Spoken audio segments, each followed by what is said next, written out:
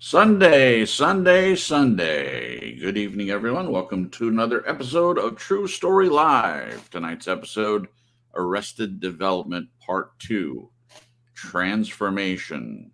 We'll get to that in just a moment. And as usual, first I will say hello to all of my fellow panel members. That made no sense. We understand. Fellow panel members. That's weird. Fellow panelists. Panelists, yeah, that's better. Fellow panelists. Panelists. How are you doing, Jen? Say hello to the peoples. Hello, peoples. Great to be here again. That sounded like that doesn't sound very genuine. Good to be. I'm like again. Yeah, it is really. It is great to be here. It's been a long weekend, but I was looking forward to the show as always. It has been a lot. You had to work a little bit in your job over the weekend and sacrifice some of our normal weekend together, but yeah, it was great. Got through it. We got through it, and we cherished the time that we got to spend. Yep. It's rare. It doesn't happen too often. So there you go. Okay. We will hear from Marisa. Marisa, say hello to the peoples. Hello to the peoples. Welcome to True Story Live. Hi, everybody. Great to be here again on another Sunday for another great discussion. Continuing where we left off last week, Arrested Development. I can hardly wait to dig into this. Oh, that was great. See, she can do it. Yeah, she can do it. Now, I think that you've already done it one time. Did you do the Sunday once? She did. Yeah. Did I? Yeah. I might have. I wouldn't put it past me. That was the best. We love you, Marisa. Sunday. That's right. You know that whole thing started. When we started True Story Live, I didn't even use the bumper. What we had was music when we were on Blog Talk. That's how we started. And I just had music at the beginning. There wasn't a tagline. And then when I switched over to YouTube, I thought, well, there should be some kind of tagline or something. And when I was in radio for a year, I remember I did an ad for stock car racing, and I always heard these ads for stock cars on Saturday, come out to the, so I thought, oh, okay. Well, if we do it on Sunday, then I can do it Sunday. I like your regular one better. Like a stock car race or whatever. Of course, I don't do the typical, real low, deep stock car race voice. Monster cars, anything like that. It's always some guy. Saturday or Friday night, Oh, you should do your movie, what is it? The theater trailer, movie trailer voice. Yeah, the movie guy. In a world where we do True Story Live. That's the best. Oh, that's. His name is Glenn. He's gonna say hello to the peoples. I love it. That's right up there with Glenn's Monty Python voice. Love it. I love it. Is it really? Wow. Yeah. That was an easy one for me. I like it. You just need to get closer to your mic when you do it. Oh, okay. In a world where Glenn says hello to the peoples. That's awesome. See, I told you it was better. That was better. Calm down. Calm down. You're telling yourself to calm down. No, you. Oh, making sure that head doesn't get too big. Oh, no, don't worry about that. We have a long way to go before my head gets too big. That's for sure. Okay, good. I don't have an inflated or deflated ego. It's kind of right in the middle, and that's where just what I like it. Okay. Right in the middle. Cool. Glenn, say hello to the people, sir. Yeah, right. Hello. There you go. That's it. All right. That's all we get. Yeah, that's all we get. How's the the extra for more? How's the yard? How's the yard work going? You taking a break or? Oh no, it's going well. Only problem is it rained again last night, so I can't go out there because it's a bog. Yeah. Oh man.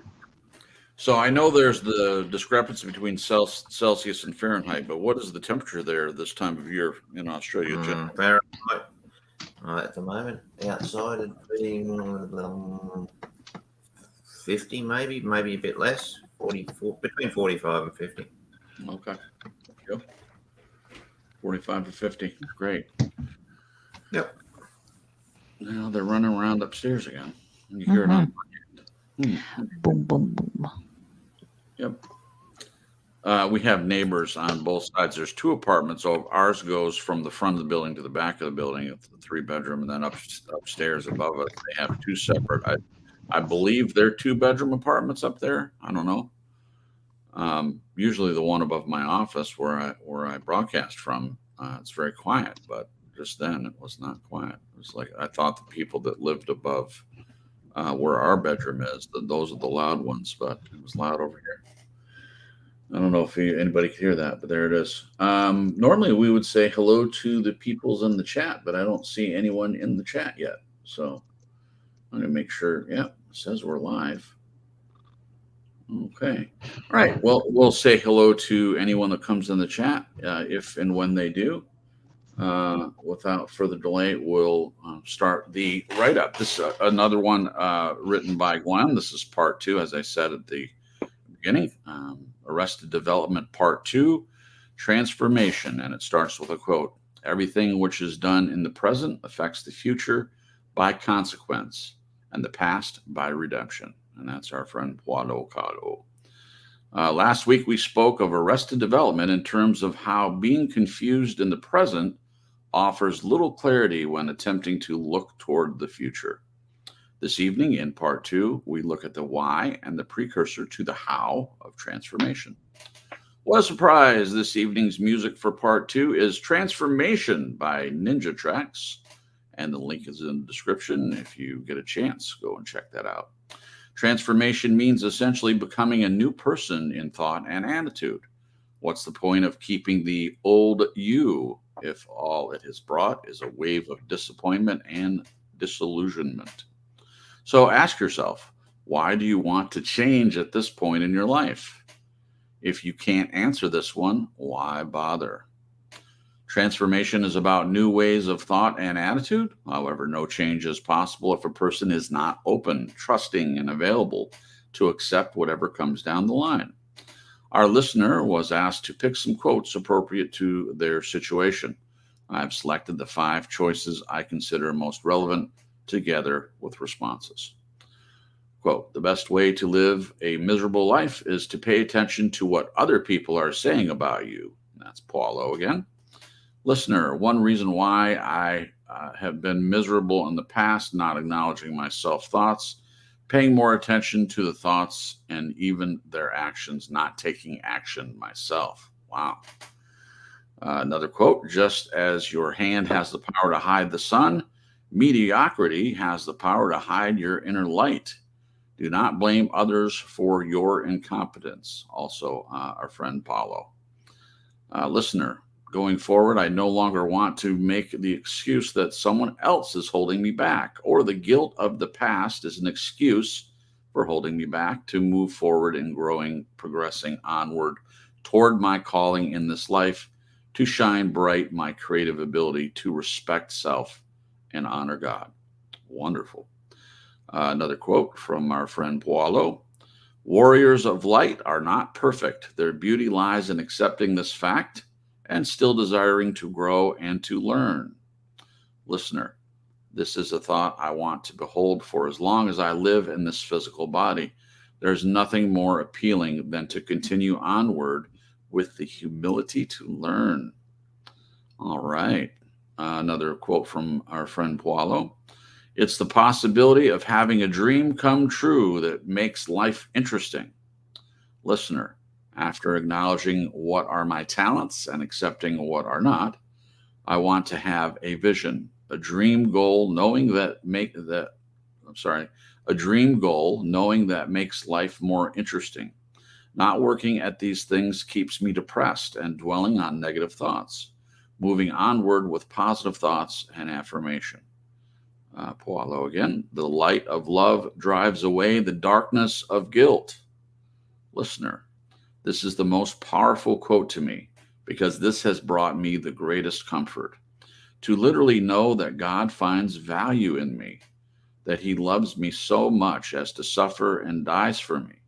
His love is boundless, unconditional for me. I no longer worry in the darkness of knowing I'm guilty under the law. I'm free, and when Christ sets you free, we are free indeed.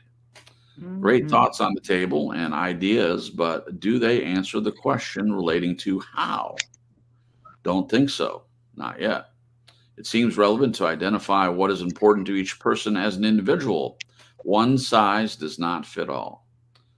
And then next week in part 3, the final installment, we delve into the how in depth, how to get on the road, how to convert ideas to reality.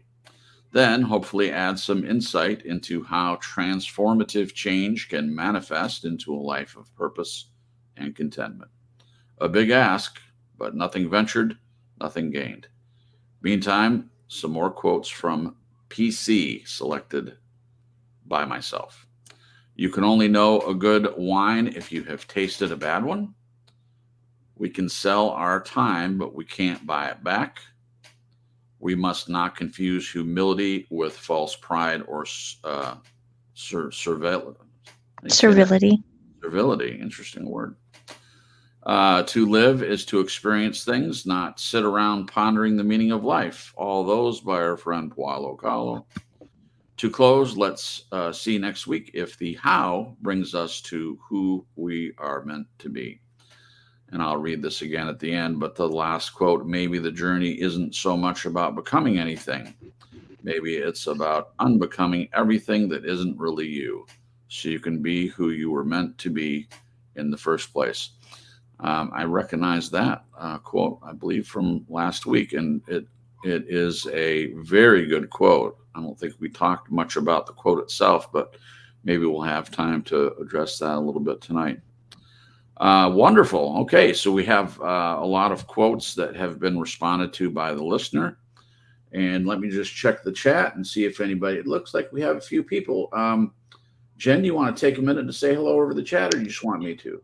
Sure. Oh, well. Okay, go definitely. ahead. Janet, hey you. Hey you. We've got Jamie. Hey peeps. Hi peeps, sorry. Let's see, and I think that's it, along with the three of us. Hello us. Great. Well, good to see you guys. Yeah, thanks for coming. Jen says cold in Australia this time of year. We had somewhere in the 70s. Well, that's good. Janet, I don't know exactly what part of the country you live in. You don't have to say, but we're here in the Carolinas, and actually it's fairly mild today compared to how it has been. It's been in the high 90s, 95, 96. I guess that's mid 90s, but hot enough for this area. There we go. Oh, by the Jason, remember GBY equals God bless you, not goodbye. AFK, away from keyboard. Gotcha. I need to be more aware of what all the jargon the kids use nowadays.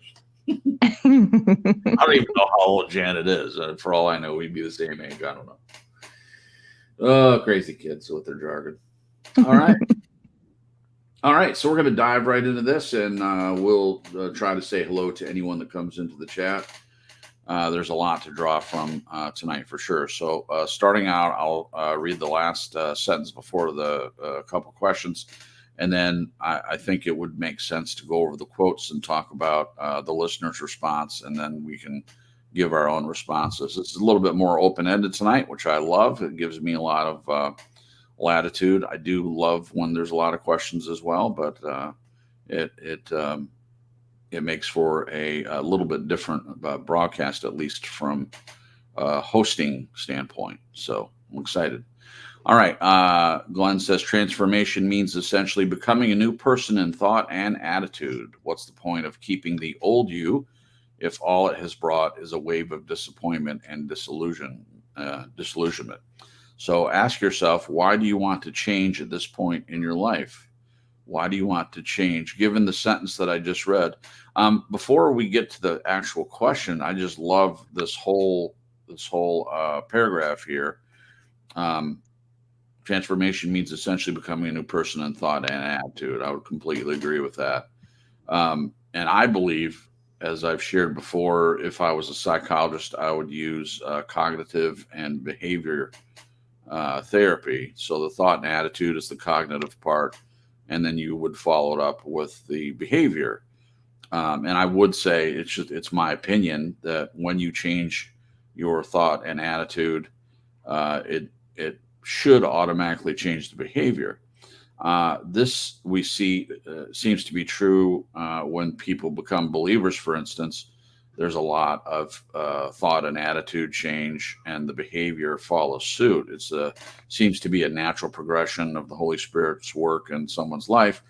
But it's also true in psychology when working with people when they come to a psychologist presenting certain struggles that they have in their life. I mean, depending on what line of psychology the particular therapist goes with, but certainly with cognitive behavioralist therapy, we would listen.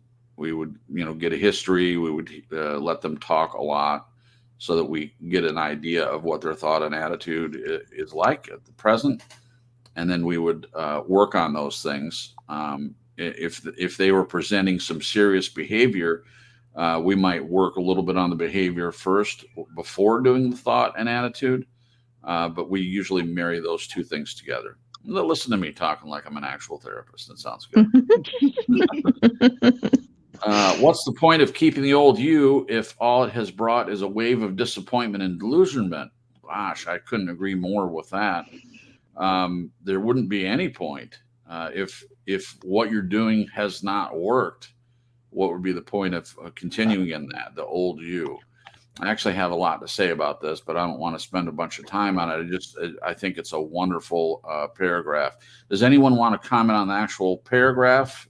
Anyone want to add anything to that before we get to the questions? I would just second. I think that's a great paragraph. Yeah, it really is. It really is. Okay. It's kind of like the end of it is sort of like a question in and of itself. Oh, good point. Yeah, absolutely. It's a great question to ask us, especially if we are in a place of disappointment and or disillusionment.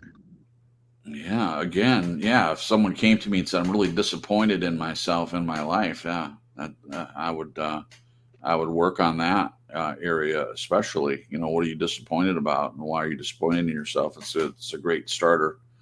Yeah. Okay, Jen, you want to go first? So ask yourself, why do you want to change at this point in your life? Why do you want to change, Jen?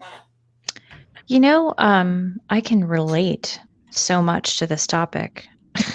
Yeah. And even this past weekend, had a very emotional weekend.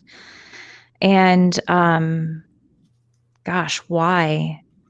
It's such a big question. But, I've discovered that how do I dive into this? Take your time. Myself have been disillusioned. I'm not sure where I picked up this idea, but as I shared with you this weekend, Jason, as we talked, I have sort of waited for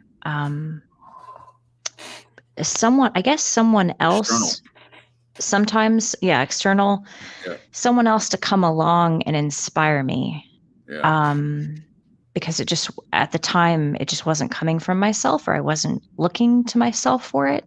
Right. And so what's ended up happening with me is I've tried hitching my cart to other people's star, Right. or kite. Right. And when you do that, it only goes so far, because you can't necessarily make someone else's passion or drive your own. It just doesn't work that way. Mm-hmm. But I was under the disillusionment that it could. Right. And also, with my first husband, my ex, one of the things that attracted me to him was he was very driven. And it was something that I noticed even back then that I lacked. And I felt like, what is that phrase? Like when you hang out with people, gosh, I wish I could have thought of that. Bad company corrupts good character is a biblical one. No, not that one though. Corrupts good morals.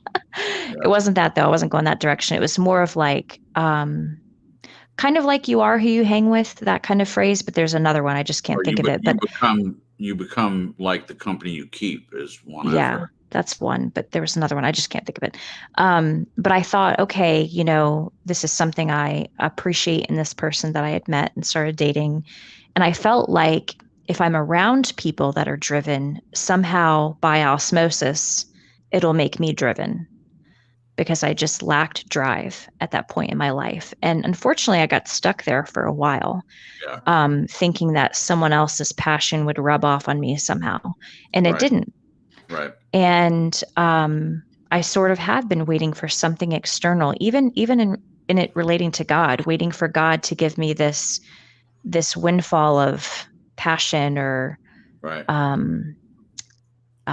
gosh, what is up with me in words this evening? Can't think of words. Drive, motivation. Drive or creativity. I can't think of the word. Anyway, but you guys get where I'm going. And so what I've been getting from the people around me is that I need to look to myself and kind of figure some things out. But, because when you think of artists sometimes, like say writers or playwrights, you hear the word muse. And so I think I've been sort of waiting for an external muse that's going to inspire me. Now, I will say there have been times that I've hung out with or talked with other artists and it has inspired me. Marisa is a perfect example. The times that we've talked about it, she gets me excited about creating. Yeah. And, but I think there is a way that we can, and I haven't figured it out yet, but a way that we can just dive into it without this turmoil, without this, it's almost like I overthink it, Sure. And so when I think about this question, you ask yourself, why do you want to change at this point in your life? What I have been doing so far has not been working. And I am in a place where I do want it to change because obviously it's not working. Yeah. So, yeah, I don't want to be stuck in this place forever because it does feel very sad and depressing and, right. Yeah, it's just not good. Well, a couple things. Thank you for sharing, Jen. A couple things. You were saying that in the past because you didn't, and I'm paraphrasing what you said, but if you don't have drive and you see someone else motivated, thinking it will rub off on you, like you were saying with your ex, and you attach your kite to their star, their wagon, so to speak, whichever one you want to use. It's interesting that when you and I met, I didn't have any very little drive. I'm not a super driven person just in and of myself. So it's interesting to me that you chose me regardless of that. It seems like that you did the opposite of what you did before. Did you know at the time that that's what you'd done, or was that something you figured out later that about attaching your kite to? Yeah, I think there was a part of me that knew it, maybe not on a super deep level, right? But and it wasn't even that he inspired me to find my own thing. It was just this thought. I guess and at that point in my life, I believed if you are around people that are driven, then you will be driven. Being around driven equals you being driven, and for some reason I was under that assumption. Well, there's a reason why you would assume that. I've actually heard people say that. It's the idea of if you're struggling with drive, they tell you find people that are successful and hang around them. And I don't know, at least that hasn't been true for me. I have done that, hung around people thinking the same thing, Jen. So you're not alone in that. Yeah. Now there have been in my life a couple people that inspired me for different reasons. It might have been I saw them doing something I really wanted to do, so I then did it. But it wasn't just because I was hanging around someone else with drive, if that makes any sense. Yeah. It's an interesting, we could do a whole show about the drive thing, we did the creativity thing, but something you said, you were saying you thought that they would help you get creativity. And in my opinion, you don't have an issue with creativity. You have plenty of creativity. It's doing it. Yeah. In my opinion, that's the issue. You don't Yeah. need any help with creativity. You're plenty creative. For instance, if you don't mind me saying, so in your job with being a nanny for a family, she was showing me pictures of these paper dolls that her and one of the children she works with made, and it is completely, totally creative. It's just amazing. I mean, I probably couldn't properly cut out a paper doll, let alone draw the doll and do clothes for them, do various outfits and things like that. It just amazes me. So there's creativity in that. I don't think there's an issue. It's just my opinion, but I don't think there's an issue with creativity. It's just the drive. Okay. Thank you, Jen, for indulging me on asking you a couple more questions about that. Yeah. Thank you for Marisa, asking. sure. Marisa, what would you like to say? Why do you want to change at this point in your life? Life is change. Life is fluid. And to stay in one place is to become stagnant. And Right? if you're staying the same, you're certainly not learning anything new. Right. I can feel better about myself if I'm moving forward, if I'm embracing change, Mhm. because change, although I'm not crazy about it, and I know a lot of people are adverse to the concept of change, Right. but change is good. You need change to have growth. And as wonderful as things are right now, I know my flaws. I know where I've messed up just today and last week. I want to do better. And Yeah. so that's going to take change. That's going to take not just a conscious effort on my part, but it's also going to take a submission to God to let Him bring things about, people, situations, opportunities, whatever, and just go with the flow. But still, stay in that flow and not go off to the side in a corner and be depressed and be Right. stagnant. I don't want Exactly. that. So I want to keep on with the change, hopefully for the better. Right. Okay. Well, thank you, Marisa. I appreciate you sharing. And thank you, Jen. That was a lovely thing to say. Thank you. It's the truth. One of the things you said, Marisa, I'm going to play off that a little bit. My answer was going to be fairly similar to yours. I might expound on it a little bit more, but the idea of if you're not changing, you're stagnant. I agree with that completely, and I've experienced, fortunately for me, short seasons in my life when I was stagnant or I felt like I was in some way or another. And for me, I've gone the route of cognitive, looking at every angle of why I was disappointed in something I was doing or not doing in some way. Reading books about it, for instance, or very interested. Have always been very interested in relationships and why they don't work. I have found it fascinating to see people that you've heard me talk about this before, but that go to the trouble of actually getting married, being engaged, getting married, doing their vows and, starting a life together, marrying their life together. And then it doesn't work. I mean, the last I checked, the average divorce rate is about 52%. And that does include people that consider themselves believers or Christians. They're in the same category. It's not any lower than someone that doesn't believe, which I find that in and of itself to be interesting.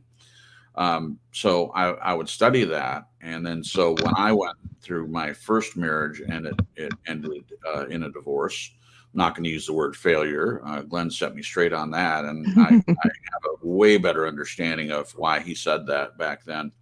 Now that I have the marriage that I have now, I should have been able to look at it in a completely different light. But I was at the time flabbergasted that it didn't work, because I feel like I had done everything correctly. I had done everything I could do to make it work. But the truth is, you can't make the other person want the same thing that you want. You can't change anyone else. So this idea of being stagnant has, I'm sorry, I lost my train of thought for a second. So the cognitive part, studying the reasons why something was not working, why I was disappointed. And then eventually I would get to the behavioral point of actually doing something. I've shared in the past how much the Nike campaign, Just Do It, bothered me. And my dad would say, well, if you're complaining about not doing something, you're not accomplishing something. You just must not want it bad enough. And that really would irritate me. Although that still does irritate me, that idea that the reason why you don't have something is you don't want it bad enough. What if you want something really, really badly, but you don't know how to get it? That's the place I feel like I've been in. But the point is, why do you want to change this point in your life? I agree with what Marisa was saying about if you're not changing, you're stagnant. That's an important point to make. I feel like we should be changing every day. And I'm not going to just put it in terms of a Christian relationship or relationship with God, but that certainly is a factor. The whole point of the Holy Spirit is to make you into the likeness of Christ, and there's change involved in that. Yeah. Definitely is. But just in general, I feel like everyone should be striving to change. We've talked about relationships and how a lot of people, I referenced marriages failing. And a lot of times you hear people say, you're not the man I married. You're not the woman I married. Well, they shouldn't be. But it seems like you cling to when you first met, you're clinging to some honeymoon period, as they refer to it. And life, comes, financial trouble, jobs, health issues, whatever. These things hit you that life seems to bring. And it's going to change you in little increments, whether you notice it or not. And you're not going to be exactly the same person you were when you first got married. The very situation of being married itself is something different than what you had before. It's just a different situation. So my point is, you should be changing, I think. So I want to change. I want to be a better person than I was when I married Jen. I would be very disappointed in myself if I hadn't changed. And fortunately for me, Jen knows that, and she knows I want to change, and she's changing too. So if we're both changing together, we're not becoming the same person, but we're both working on ourselves, working on our life together. And I wouldn't want it any other way. So that was my long-winded answer to that. Glenn, what about you? Why do you want to change at this point in your life? What do you think? Well, I'm trying to put this in relation to the angle that the listener has been coming from. Okay. And I'd say, if you ask me, this goes back, but why did I want to change? It's not really relevant. I had to change, otherwise I was going down. So, does that make sense? Yeah. If I didn't change, I knew that I was going to end up in either my health was going to collapse, I was going to be in the nut house, I was going to have a nervous breakdown, maybe a whole lot of those. So initially, change was effectively forced on me because I was scared that I was going to kill myself. I said not kill myself suicidally, right, but internally, I was going to be so dead that right, I was almost non-functional with the emotional blowouts of children being taken away and all this kind of stuff. It is incredibly destabilizing. Yeah. And I wouldn't recommend it to anyone. That has, no doubt, lots of people have been through it, but it's pretty horrible stuff. So, So initially I knew I had to change, but I didn't know what that meant. Right. I had no idea. So I can tell the listener and everybody, even though I didn't realize it, what I was really working towards was changing my idea that I could get to a place where I could admit to myself that I was dysfunctional and admit also that I had a lot of shortcomings. That was from that point on, that was when change happened. Before then, it really didn't. I was really just It was really just going through the motions before then. I was going nowhere. But hitting that point where you can say, hey, look at yourself, buddy. You Right. are not who you thought you were. You are actually a lot more broken and responsible for a lot of the things that's happened to you. It's not someone else's problem. It's your problem. Right. Now you got to deal with it. Right. Yeah. So heavy going. I know I can feel it. It's emotional stuff. I can feel it. Sure. But that's. I think you realise if you why do you want to change? Yeah. Well, for me, I had to. Simple as that. So Right. thanks. That's the answer. Thank you, Glenn. One of the things you mentioned, in speaking with the listener, would you agree with the statement that part of the problem with a lot of people nowadays is that they don't take personal responsibility for their own life? They blame external things. Would you agree with that, or in some way agree with that? I can't say whether this is been exacerbated generationally, Yeah. but I can say that I see evidence all the time across the board of people who just want to shift their crap sideways onto somebody else. Right. Exactly. But I think it becomes very apparent when you've done that yourself. Yeah. Yeah. Yeah. Totally. Yeah. Well. Oh, sorry. Go ahead. No, that's Okay. that's it. Thanks. I can say I'm sure unless you just aren't paying attention to TV or YouTube or newspapers or any of that, which if you're not paying attention, I mean, more power to you. There's a lot of garbage out there for sure, but the Johnny Depp Amber Heard defamation trial. I'm only going to point out one thing about this, and that is that you heard Amber particularly blaming everyone else, including Johnny, for everything. They even argued for a couple of days about Amber's idea that Johnny had made a phone call and got her in trouble with Warner Brothers, the people that were putting the movie that she was in, Aquaman and Justice League, and that it was his fault because when things started to happen, he had said that he felt like he had stood up for her to help her get that role. And of course, she says, no, I got it because I auditioned. So there's a discrepancy there. But the point is, the whole time that she was on the stand, everything was Johnny. And Johnny ended up winning. The jury agreed that she was guilty of defamation.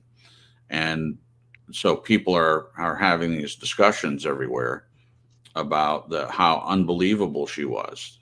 She lost because nobody believed her, and part of that was one person said that if she had taken responsibility for herself at all, I mean, even just in a little bit, said, you know what, I made mistakes in the relationship too, I think she would have been way more believable. And so, having said that, I do think that, and I'm guilty of this too in the past, of, well, I can't get a good job because there aren't any jobs available, or, it's my parents' fault that they didn't encourage me more.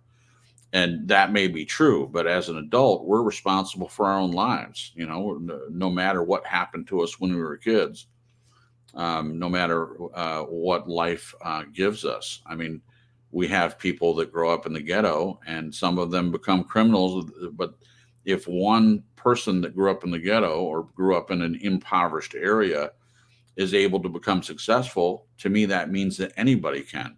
So why that one person did it and other people don't do it? Well, you'd have to ask the person that's successful.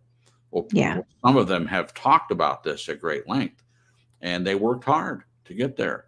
So you can change the situation you're in, but part of it is not blaming. If you're in a place of blame and you stay in that place of blame, why would you change?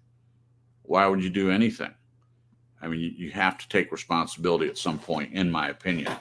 And I'm saying this to myself too. This is all stuff. If I say I want to change and I'm struggling in a certain area, I have to figure out why I'm not able to move forward, or why it feels like I'm not able to move forward. So this is a great part of the conversation that I'm seeing. This idea of Glenn, you saying, and not just the listener, but I've seen you do it with other people too, getting them to look at themselves and what they're responsible for. You certainly listen to them talk about what someone else has done, but eventually, and pretty quickly, in my opinion, it gets to the point of that you get trying to get them to honestly look at what their part is, what they're responsible for. Yes. And I think there's a lot of value in that. I really do. Yeah. Glenn did that with me. Yeah. Yeah. And at first it was a little difficult. Sure. Because I was in a way playing the blame game. Right. But in him doing that, it helped me get my power back. Right. Because when it's everyone else's fault, right, what are you gonna do? It's right. what kind of, you don't have control over other people. Correct. So I know for me with Glenn bringing it back around to what I have control over and what was my part. Right. It helped me realize I have some control here. I can make decisions to change how things are. Perfect. And that was huge. Perfect. Thank you, Jen. You helped me make my point. That's fantastic. Okay, so we're going to read the quotes again and what the listener said, and then go through these. But before I do, another great sentence or another great paragraph in here. The next one, Glenn says, transformation is about new ways of thought and attitude. However, no change is possible if the person is not open, trusting, and available to accept whatever comes down the line. This ties into to what I just said. So what I translated to mean is that whatever happens in life, if the person is not open, trusting, and available, and accept that life is not perfect and bad things are going to happen, and that's in a marriage, that's in any kind of relationship, or just in life in general. I mean, we had the virus thing, which caused a lot of people to not be able to work, and it caused all kinds of havoc. And it wasn't that people were unwilling to work; it's that they couldn't for a while. I mean, if everything shut down and you're told to stay at home, what are you going to do? And people react to that in different ways. And I'm not tooting my own horn. What I did is got an at-home job. I mean, that seemed to make the most sense to me. I'm having to come out of that now, but for a while that worked. Because I didn't want to be at the mercy of what they decided to do, and they could keep things closed down for years and years if they wanted to. I didn't want that. We can't control, a lot of times we can't control the external, but certainly if a person is, as Glenn is suggesting, is not open, trusting, and available, there's regardless of what comes, there's a problem right there. Does anyone want to comment on that before we move forward? What do you think about Glenn's comment? Transformation is about new ways of thought and attitude. However, no change is possible if a person is not open, trusting, and available to accept whatever comes down the line. Marisa, what do you think about that? Is that true for you? Yeah, you have to let go of everyone and everything that hurt you or held you back, or even if it was just in your mind. If those people in your mind, even if they didn't actually do anything, if the energy you got from those people, or whatever it is, it could be an organization, it could be a family gathering, certain family members, whatever has thrown that ick at you, right? You've got to just brush it off and let it go. Yeah, rotten things are going to happen. Mm-hmm. That's life. Right. But only we as individuals can make that conscious choice to say, okay, well, this happened. All right. What am I going to do about it? Right. The toxic people are going to be toxic people no matter what you do. Right. The bad situations, the the things you ought not to be doing or the places you ought not to go are always going to be those kind of things. Right. But what are you going to do? Are you going Yeah. to keep going back and repeating mistakes and wondering why nothing changes, or are you going to actively pursue a positive change by moving forward? Beautiful. And Glenn's helped me Beautifully a lot said. with that too. Yeah. Jen, do you want to comment on that?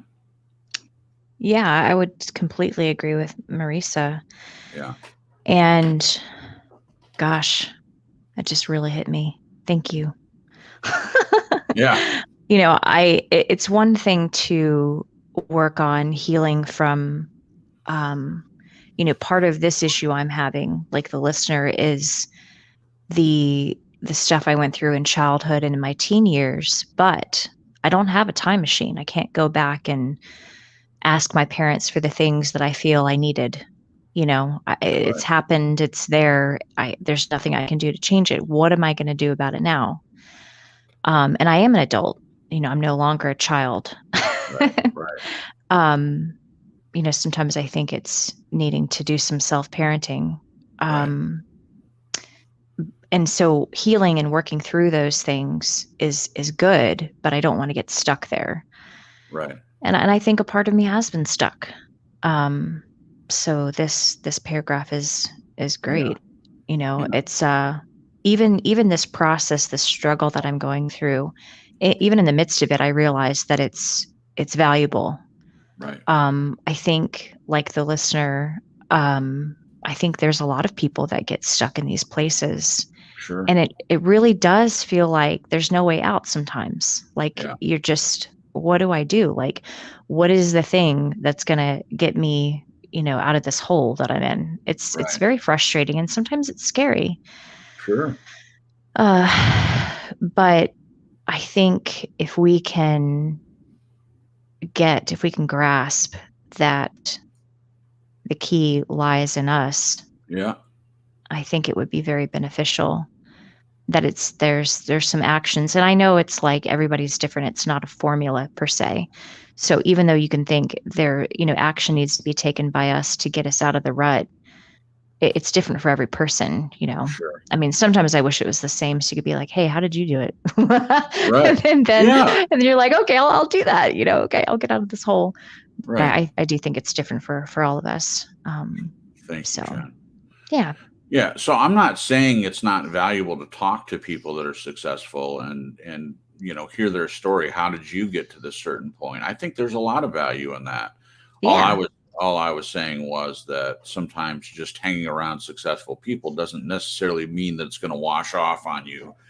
Just like you were saying, Jen, about your former husband. I shudder to even say that word. I don't think, but anyway. So just real quick from my end, if you look at the screen, if you're on your phone or desktop or wherever you look at my screen, you see my open symbol. And for those of you that listened for a long time, you've heard me talk about why I chose that. And, again, we're talking a lot about Glenn on this broadcast for sure. But in conversation with Glenn, and when he was asking me, do I have any interest after my divorce of finding love again, and I shared with him that no, I didn't at that time. I didn't have any interest in it. I was still, in my opinion, very hurt, and I was reluctant to even get myself out there again. So I said to him that the sign hanging over my head right now is closed. It's not open, it's closed. And then throughout that journey, I chose the symbol of being open because that's the kind of person I'm wanting to be. I want to be an open person. I want to be available, regardless of what life brings. I want to be trusting and available and open. So that the reason why I wanted to capitalize on this particular paragraph is because I very much relate to this, and I have felt closed off before. And it didn't lead anywhere good. We're not even talking about motivation. The fact is, for me, being closed did not open me up to new situations at all. It made me stagnant. Even if I was motivated, if I'm closed off and untrusting and not available, I mean, you're dead in the water before you get anywhere. So Yeah. that's my opinion. Glenn, do you want to make a comment about the sentence that you wrote in here, or I can move forward? No, sure. I think it's that when the reality comes to a person or myself specifically, that you're not who you thought you were, it's very confronting. Yeah. That's for sure. But at the same time, it's incredibly liberating. It really does take a huge weight off your back. Sure. So, yeah, there was something you said. I'm just trying to relate to it. Just give me a minute. I lost my train of thought too. I'll give you a minute, and I'll say hello to one of my favorite names ever that I've seen in my life. Torben Erasmussen is in the chat. I wanted to welcome you, Torben. We're glad that you're here. I always like it when you give us your wonderful comments and your presence in our chat, and so thank you. All right, Glenn, did you want to? Yeah. Okay, go ahead.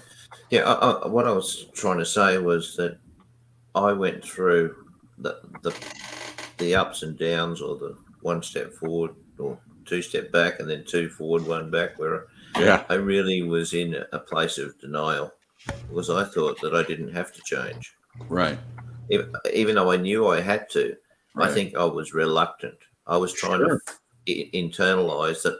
As much as I knew I had to, I didn't really see that I had a problem, an issue, right, that I needed to change. Ouch. Yeah. Then the avalanche hits you, and oh my goodness, where you actually have to give in and say, look, I've got to accept it. You fight it. I fought it for quite a while, and I got nowhere. Mm. So the open, trusting, and available comes directly from myself. Right. And only when I got to that place was I just didn't make any progress. It was just like being stuck in a washing machine. You go round and round, but you're still in the washing machine, even when it stops. Yeah. Yeah. You're still in, no one's opened the door. Right. You're still in there. How do I get out of waiting here? for someone to push the button again, and you go around again. And I can picture people being in that washing machine and thinking, why isn't someone helping me out? And you're waiting for someone to help you out. And then you realize, oh, I can stand up and climb out. Okay. Right. Exactly. Wonderful. Thank you. Thank you guys for sharing that and indulging me on that one. Okay. So, our listener was asked to pick some quotes appropriate to their situation. I have selected the 5 choices I consider most relevant, together with responses. So I'll read the quote again, and I'll read his response, and we'll comment on each one. The best way to live a miserable life is to pay attention to what other people are saying about you. Ooh. We could just comment on that without reading the response, but I'm going to go ahead anyway. So the listener responds, one reason why I've been miserable in the past, not acknowledging my self-thoughts, paying more attention to the thoughts and even their actions, not taking action myself. Jen, you seem to respond to that quote. Do you want to comment first? The best way to live a miserable life is to pay attention to what other people are saying about you. Yes.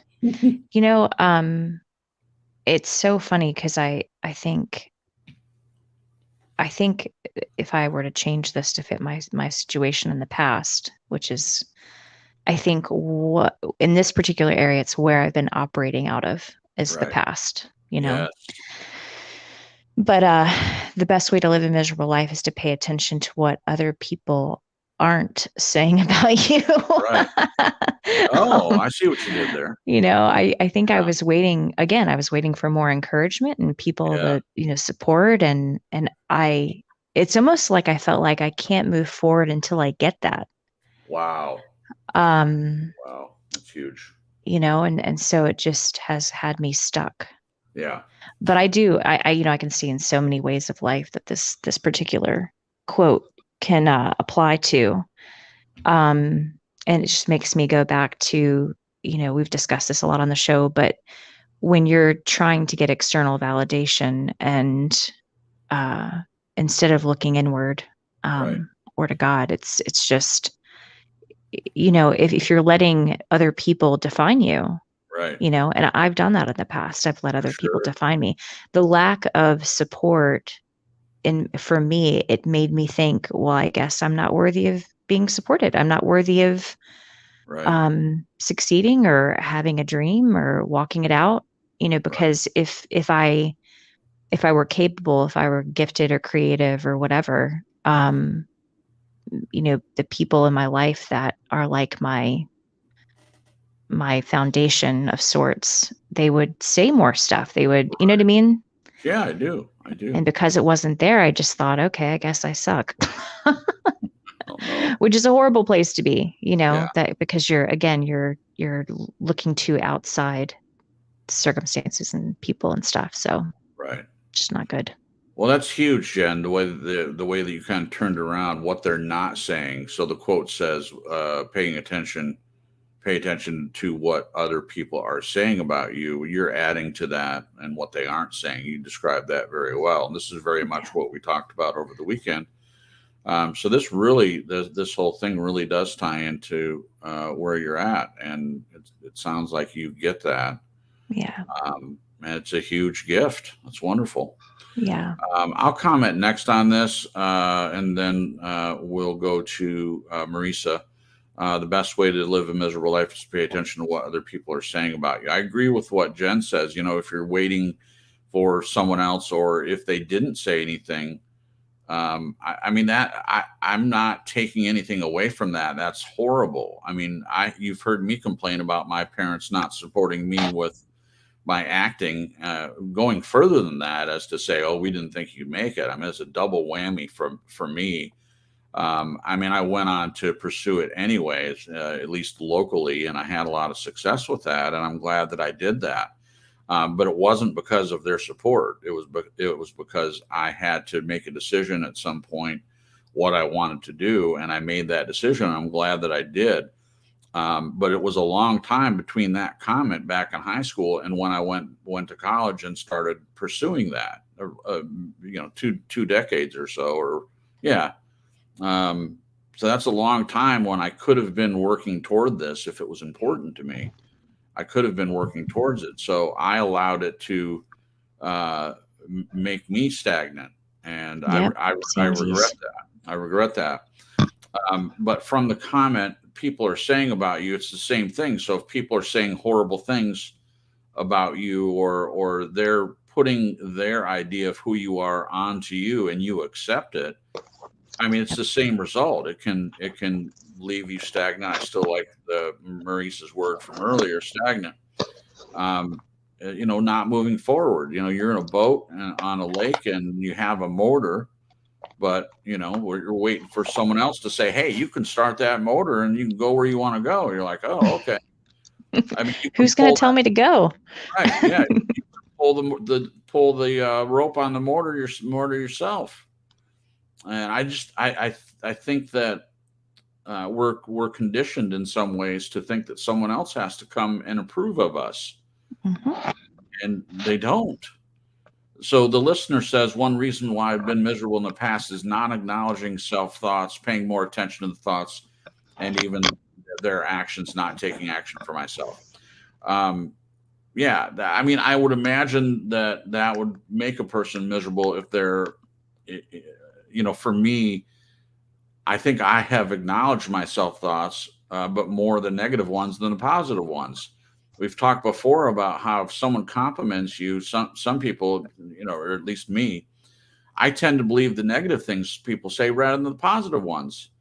Someone comes along and says, oh, you've got a great voice. I was like, oh, thank you. But I go back to what my parents said to me about, well, we didn't think you were going to make it. Which comment weighs more heavily? The positive one or the negative one? For me, it was the negative ones, the negative comments. And I don't think that's right. I think we should take positive comments. Yeah, it would be great if we didn't listen to anything that anyone said, whether positive or negative. We just had our own built-in drive. That would be great. But we wouldn't be having this conversation if that were something that nobody struggled with. If everyone had their own drive, we're not even talking about this. You know, if the listener Yeah. had their own drive, if they weren't in a, you know, from what they're saying, if they weren't in a stuck place, then we wouldn't be talking about that. So you know, we see people like my sister, for instance, and this is not a negative thing. It's a positive thing. She's an A-type personality. She's very, very driven. You've heard me talk a few times about, I think she's too driven because she makes this list for herself and then she beats herself up when she doesn't finish the list. And I've always said to her, if we could mix where each of us is at in our life, we'd be the perfect person with her drive and my ability to be okay if I don't finish the list. Between those two things, it would be a good person. And I'm half joking about that. I mean, obviously we're each individual people, but if both of us could find a balance, again, it comes back, for me, it comes back to the balance.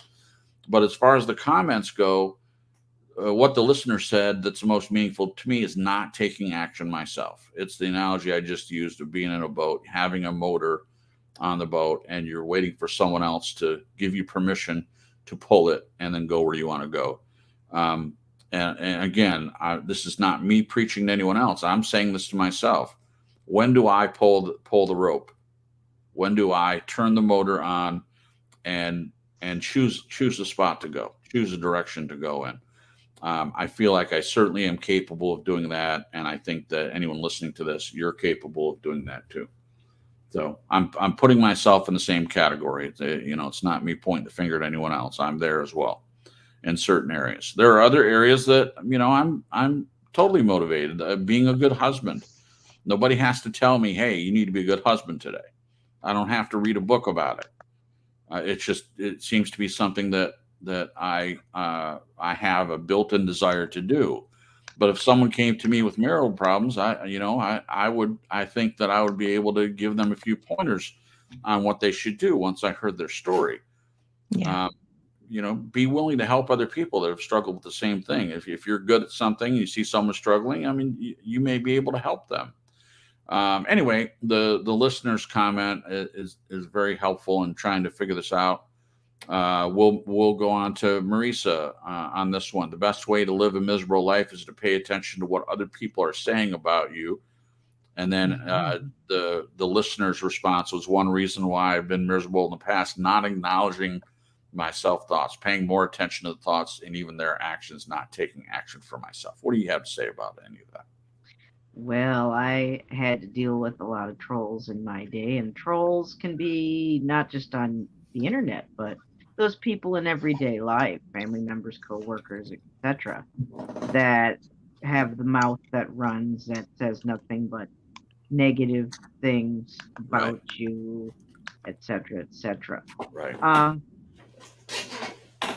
If you listen to a bit of what they have to say, consider the source, but don't keep on listening. They're going to keep on, you know, their mission is to bring you down.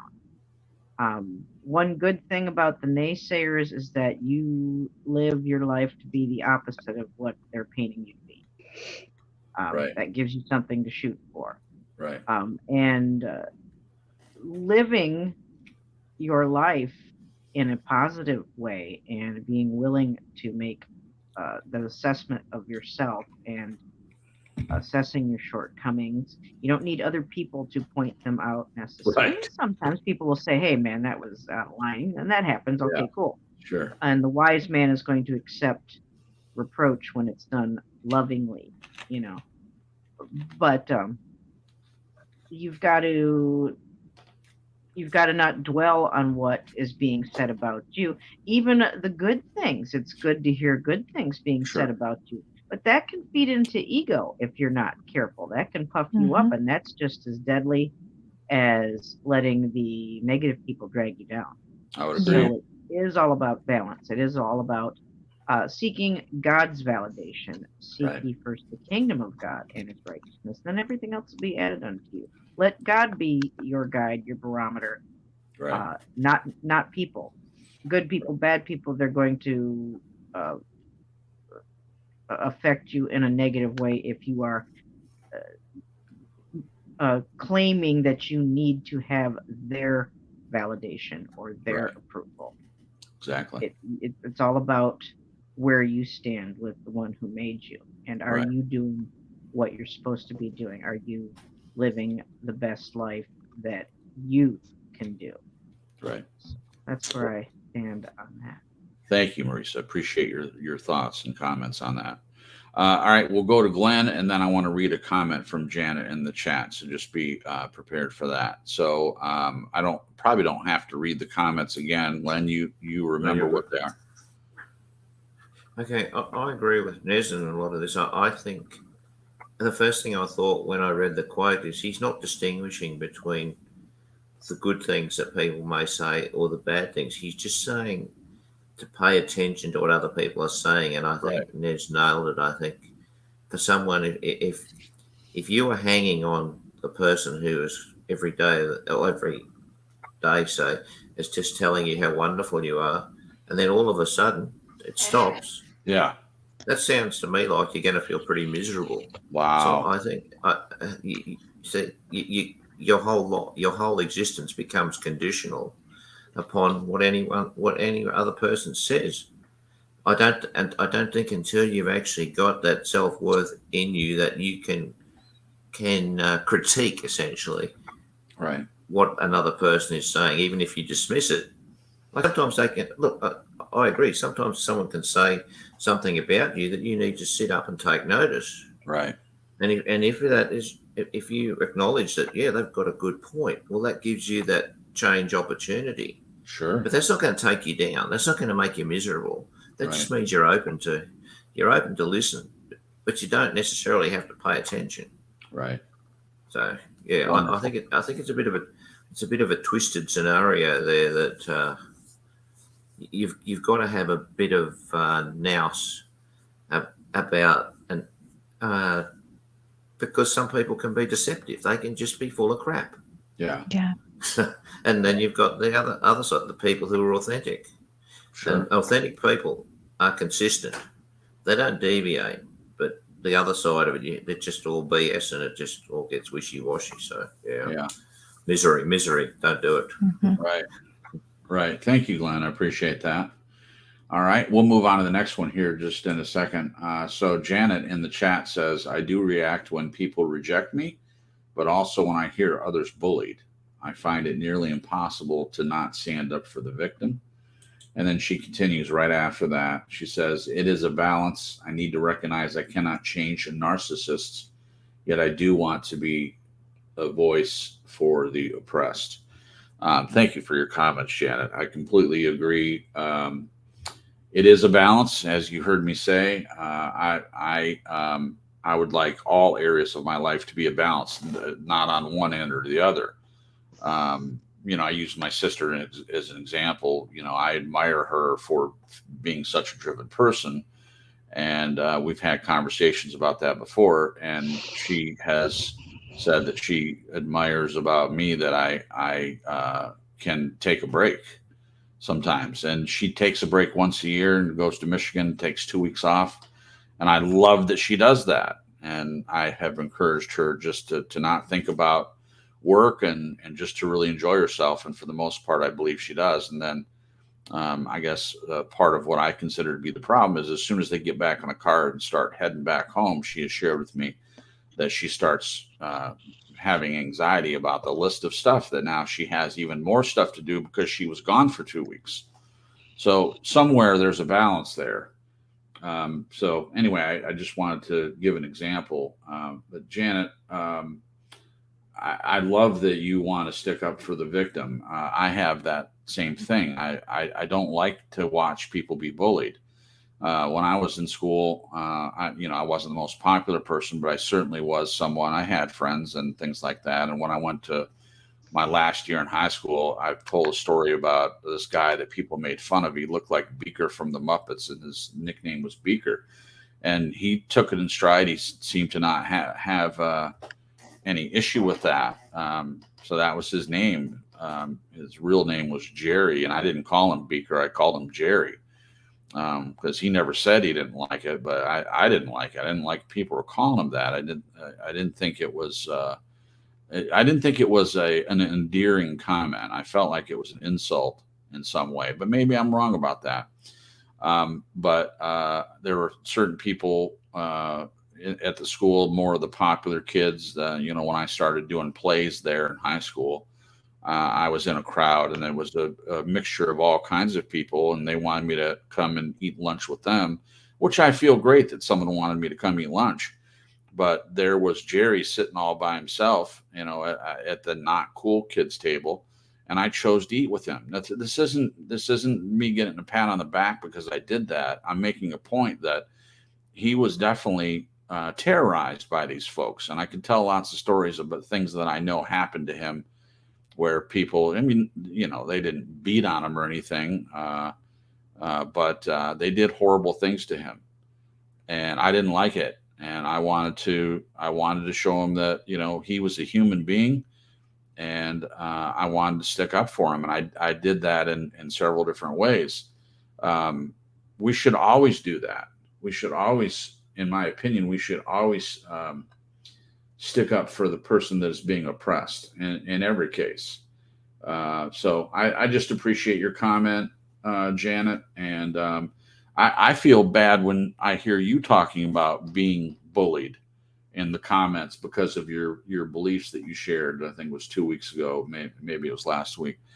I wish I was in those chat rooms and that was happening. You would see me stick up for you. I mean, whether I agree with your belief or not, I don't feel like people have the right to step on other people and bully them. It's just not right. So anyway, thank you for that. And we're going to continue on. Unless someone else wants to make a comment about Janet's comment. I don't want to keep everyone from commenting. If you have anything you want to add to what she said. I want to make a comment, please. Okay, please do. Janet says she finds it nearly impossible to not stand up for the victim. But my counter question is, what about if the victim is not prepared to stand up for themselves and is actually playing the victim? Yeah. Doesn't that put you in a very awkward position where your energy is being drained and theirs isn't? Right. So, wow. I think this discernment is required here. Right. Right. Okay. Thank you. Anyone else? Okay. Before we move on, John Dons is in the chat. We'll say hello to him. And he says, I haven't thought about Beaker for 25 plus years. Yeah. I think about him from time to time. I went looking for him on Facebook several years after. So he actually came and lived with John and I. He was our roommate for a little while. And it's interesting that I had stuck up for him and I continued to try to help him out. And he ended up kind of putting us in a bad position. He was, helping. We had a 3-bedroom mobile home that we were living in at the time. And I brought him here from Michigan and put him up and got him a job. I mean, I didn't get the job for him, but, got him on his feet and stuff like that. And one day my mom came over and he was there. I was working. I guess Rob wasn't there. I don't know if Rob was there or not. I don't remember that. But he was in the house watching wrestling on TV in the middle of the day. My mom came over and she noticed that there was trash in the trash can that hadn't been taken out. It was just full. And she got upset with him and yelled at him for not taking the trash. And why is there trash? You're sitting here watching wrestling and there's trash sitting right there. Now, it was totally inappropriate for my mom. She had no right to say anything about there being trash in the trash can. That was who my mom was sometimes at that time. And he told us about it. And then the next thing I know, he's moving out and he decided to move to Florida. And I didn't know why. He just said that his uncle had a job for him or whatever. And he decided to move. And then after he moved, I had a phone conversation with him. He said he was mad that my mother yelled at him about the trash. And he said, no one's going to tell me to take the trash out. And that was the reason that he gave for moving. I just couldn't believe it. I couldn't believe it. It's neither here nor there, but I just think it's interesting that you stick up for someone and then they do that. But even though he did that, I don't regret anything I did because I was doing it for him, but I was doing it also because that's who I am.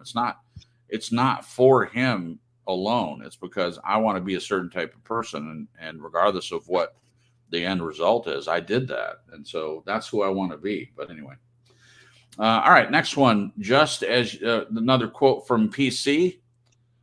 Just as your hand has the power to hide the sun, mediocrity has the power to hide your inner light. Do not blame others for your incompetence. The listener responds, going forward, I no longer want to make the excuse that someone else is holding me back, or the guilt of the past is an excuse for holding me back to move forward and growing, progressing onward toward my calling in this life to shine bright my creative ability to respect self and honor God. And we'll start with Glenn on this one if you're ready, Glenn. What do you think about the quote and the listener's comment? Have anything you want to say? Please just give me a sec. I was just writing a response in chat. Would you mind read that, please? Oh yeah. The response in chat, or read the thing again? No, just go from this top. I'm sorry? Just go. Okay, I'm just finding it. Okay. Is this just as your hand has the power? The comment. Sorry. Yeah, I'll read it. Just as your hand has the power to hide the sun, mediocrity has the power to hide your inner light. Do not blame others for your incompetence. And then the listener's response, going forward, I no longer want to make the excuse that someone else is holding me back, or the guilt of the past is an excuse for holding me back to move forward and growing, progressing onward toward my calling in this life to shine bright my creative ability to respect self and honor God. Yeah, I think it's a pretty straightforward one. I think in order to have self-respect, you have to acknowledge responsibility. And it's like I've already made the comment. I think that marries in with this. If you can't accept responsibility for the things that you do and the things that you are, and the parts of yourself that are good and the parts that aren't so good and the parts you might want to think need some amendment, well, where do you go with that? You're going to be continually looking for excuses. Right. Mm-hmm. When you look for excuses, you're not going forward. Right. So, That's right. Yeah, I think it's straightforward. Okay. Thank you, Glenn. Marisa, let's go to you next. Do I need to read the comments again, or? Yeah, hit it one more time for me, please. Okay. The comment PC makes, just as your hand has the power to hide the sun, mediocrity has the power to hide your inner light. Do not blame others for your incompetence. And then the listener's response, the listener says, going forward, I no longer want to make the excuse that someone else is holding me back, or the guilt of the past is an excuse for holding me back to move forward and growing, progressing onward toward my calling in this life to shine bright my creative ability to respect self and honor God. Again, it's up to us to, once we're done boo-hooing, tending our wounds, and acknowledging what's been done and who did what as far as hurting us or holding us back, the time comes. I mean, when you've got to say, okay, well, what's next? Because to stay in that place of just looking backwards at what's been done or wasn't done for you is being toxic to yourself. Sure. You're being counterproductive to your life. Just again, you have to come to that place where you say, I am ready to move forward. I'm an imperfect person. I'm willing to accept in humility my flaws, and I'm willing to put in the work to move forward and hopefully be a little better tomorrow than I was today. Certainly better than yesterday. God help me. Right. I like it. Thank you, Marisa. Jen, you're next on this one. What do you think? Yeah, I think my only comment, my personal comment about this, because this is really speaking to me and convicting. It's very convicting, just with where I'm at right now. I think one of the things that I trip up on is I think these are small steps that we take toward a certain direction. Right. And for some reason, for the longest time, maybe it's perfectionism, but I expect to get over it in one step and then be Right. on the other side of it the very next. Right. And I think there's part of me that knows that's not the way it works. Yeah. And so then, and because I want it to be that way, I don't try. Right. And that's just me being completely transparent. It's almost like a stubbornness, but in the wrong, it's in the wrong direction. Yeah. I should flip this stubbornness the other way. Sure. Sure. We've talked a lot about, not necessarily the quote, the journey of 1,000 miles begins with one step, and just the whole idea that it isn't about the destination. It is about the journey. And for some reason, I just need to get out of my head that it's a little bit by little bit, and that's okay. Right. And that's kind of, I think it's more rare for someone to be in that place. And then all of a sudden you wake up tomorrow and ta-da, Yeah. all of that's gone. And I'm finally at this place that I want to be. Right. And it's perfect. Right. Sure. It's like trying to eat an elephant in one bite. Yeah. You just can't do it. Right. And it takes time. So agreed. That's all I have to say. But this is really, it's good. This topic is good. Yeah, it is good. It is good. Okay, I'm last this time, and for this comment, I think the quote is a little guilty shamey. I like it, but it's just as your hand has the power to hide the sun, mediocrity has the power to hide your inner light. Do not blame others for your incompetence. So it's the mediocrity and the incompetence that I'm reacting a little bit. I mean, overall, I completely agree with what he's saying. To me, what he's saying, if you take those two words out, he's saying that we have the strength in us to do everything that's necessary. And I agree, don't blame others for what you're not doing. That's the way I would probably phrase it. I mean, it's a little harsh. I mean, I love his quotes and the brilliance of some of his quotes override what I feel is a little guilty shaming. So for me, setting that aside, what the listener says is, he's the listener's very positive. Is talking about they want to shine bright and the creative ability to respect self and honor God. All things I agree with.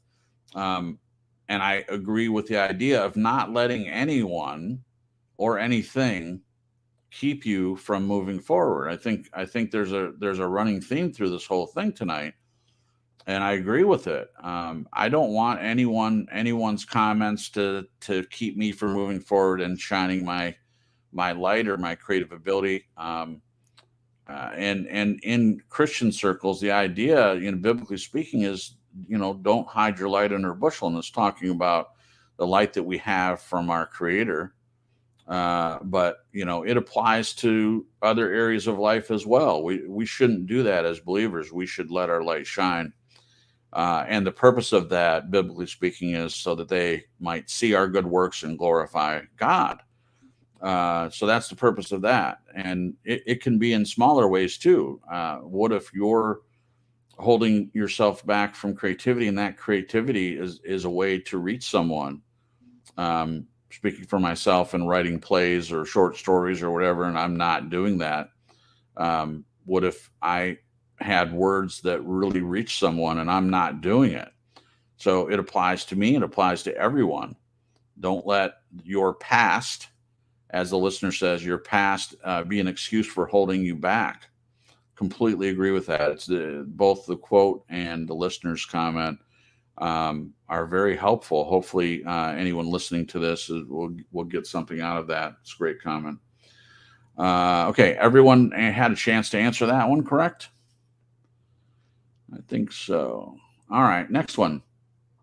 Again, Paulo says, warriors of light are not perfect. Their beauty lies in accepting this fact and still desiring to grow and to learn. Listener says, that is a thought I want to behold for as long as I live in this physical body. There's nothing more appealing than to continue onward with the humility to learn. Marisa, what do you have to say about this next one? Humility is a beautiful thing. It can be scary, but it can be cleansing, and it prepares us to face what comes along. Right. And if you are a Christian, you rely on God to get you through. You trust God to get you through whatever comes along. I just wrote in the comments that God knows the difference between you making an effort to walk the narrow path where obstacles, do come along, Right. and blatantly choosing the broad path of destruction, whatever is easy, whatever is convenient, what other people are telling you to do. Right. So if you're putting that effort in, God's going to know, Yeah. and your life is going to reflect that if you are consciously making the effort to make the right choices, to walk along that narrow path of good decisions, Right. of positive choices, Sure. and acknowledging that you can't control other people and you Right. can't control what comes your way. Right. You can't. That's right. Thank you, Marisa. I'll go next on this one. Okay, again, I'm going to use my mom for an example. Part of the quote from PC is "Warriors of light are not perfect," and it's something that Jennifer mentioned earlier about maybe she's a perfectionist. So this idea of perfection, my mother had the plate on the front of her van for a long time, and sometimes we would make fun of her in a lighthearted way because it said progress, not perfection. And she held close to this idea. And I think it's because she struggled with perfection. And I think people get the idea that if you're a perfectionist, it means that you're going to try to do everything well and you're going to get frustrated because it's not perfect. And you're like totally focused. And that may be true. But it can also be that you're a perfectionist and you go the other route, which is you don't do anything because things aren't going to be perfect. And that's more what I am. I Same. would say, at least in some ways, I am a perfectionist, but I saw other people like my sister, like my dad, who, in my opinion, lost a marriage to my mother twice, in part because he works too much. That's the most important thing to him. You heard me talk about that before. That's just my opinion. There were other reasons, of course, but that was one of the reasons. So his desire to get a sense of self from what he does as his job was damaging to him, at least in that way. So I saw this growing up. I saw people trying to do that, and I decided that, well, since I know I can't be perfect, I'm not going to even try. So regardless of what end you're on, if you're at the end of trying to reach perfection and knowing and not being able to do it and being frustrated about it, um, or more like me, which is knowing I can't be perfect, so not trying, it's perfectionism that's a destructive ideal, in my opinion. Paulo seems to agree. Warriors of light are not perfect. Their beauty lies in accepting this fact and still desiring to grow and to learn. Beautiful. So it's realizing that we can't be perfect. None of us are perfect. Not in these human bodies. We're not perfect. We're not ever going to be perfect in this world. So the beauty, according to PC, is accepting that you're not going to be perfect and you still have this desire to grow and learn. I think that's beautiful. And then the listener seems to like it as well. He or she seems to understand, while they live in the physical body, there's nothing more appealing than to continue onward with the humility to learn. That's what Marisa commented on. Humility is a beautiful thing. Absolutely. So if you're in a place where you're focused on perfectionism, I think it's super destructive. I would advise anyone, and I'm saying this to myself as well, to set the idea of perfectionism aside, because for me it keeps me stagnant. Again, it's something I know I can't get, and it's great that I understand that, but it's not a reason not to continue to grow and learn. That's my point. It's not a good reason to stop growing and learning. Now, fortunately for me, I haven't in my present, I'm not in that place anymore. I do grow and learn every day. That's the place that that's my default position now. But I have spent a lot of my life being stagnant, seasons of being stagnant. And then I would have a season of trying, I would try. But the reasons I was trying, I believe, were the wrong reasons. I would try to prove to my family that I wasn't who they said I was. Mm-hmm. But that only lasts for so long. If you're doing it for someone else, if you're doing it because they make you mad with their comments, it's still the wrong reason. Should do it. In this case, we should do it because we want to grow and learn. We want that. And so that's my desire now. What do you think, Jennifer? Yeah, the comment I was going to make kind of tail ends on yours. I remember years ago when I started going to counseling when I was in my first marriage, I remember my counselor, he said that I was a perfectionist. And I remember looking at him like, is this guy crazy? Did he not just hear what, and he explained to me what you had mentioned, that, being a perfectionist isn't someone who does things perfectly. Right. That's what I thought perfectionism was. Right. And he said, no, it's holding this ideal over yourself. Like, I need to do it this way. I need to do it this well. Right. Or get it, whatever. And I was floored. Right. And it really was a key to me understanding myself a little better, some of my issues. Yeah. But unfortunately, I'm still dealing with it. Now, there has been growth. Yeah. And healing and stuff. But what you said about the times of stagnant and then the times of having progress, I too have struggled with that, with it being about trying to prove to somebody something, right. Exactly. And sometimes not even myself, right. Again, it's like externally focused. And it does not last. And so for me, it's been this like ebb and flow where more times than not, the tide is out. Right. And I'm like, hello, what up? Where are you? To use the boat analogy, you're in the boat and you're on dry land waiting for the water to come in. I'm like, where'd you go? The moon has been stopped in the sky. Yeah. So that was my comment. Thank you, Jen. I appreciate that. Glenn, what about you? Warriors of light are not perfect. Their beauty lies in accepting this fact and still desiring to grow and learn. And then the listener responds, this is the thought I want to behold for as long as I live in this physical body. There's nothing more appealing than to continue onward with the humility to learn. Yeah, I'm going to use your mum this time. Progress, not perfection. And I'm going to point out where I think she was going wrong. I don't think she was setting an example that was beneficial by her actions. Okay. This is only from personal experience. Sure. I didn't necessarily find that she practiced what she preached. Wow. Okay. I'm on the edge of my seat here, Glenn. Well, I found that when your mother had an idea, she became very indignant about that idea. Right. Very stuck in what, I don't know whether it would come from the way that a therapist would see how something happens. Anyway, let's call it a fixed idea. And I remember clearly, I've done this quite a few times. I would say, you need to get off your high horse. Right. And she would get really angry at that. And I'm saying, well, what are you angry about? Do you relate to this, Cripps? Oh, I can see her face and her one hand on one arm on one hip standing there. It's the look, isn't it? Mm-hmm.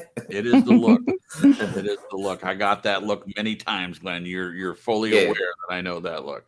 Yeah. So I think whilst that is a great thing to say, progress, not perfection, you have to practice it. Yeah. You can't close yourself off to another idea and be so indignant that you're not prepared to listen.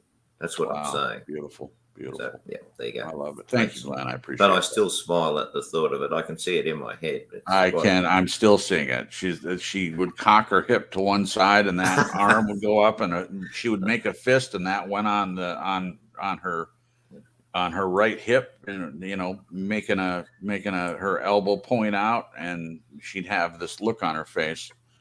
Indignant is the right word, just the indignation look, and a little bit angry. Yeah. She never actually punched me though, but I could see that she wanted to. Right. I wouldn't have punched her back, but No. I just would have ducked. No. Yeah, she never punched me, but I did get slapped in the face. She slapped me in the face once, something I had done. And then when I was a teenager, she tried to slap me, but I was much older and I was ready for it after the first time that had happened decades before. I was ready for it, and I blocked that. I blocked it.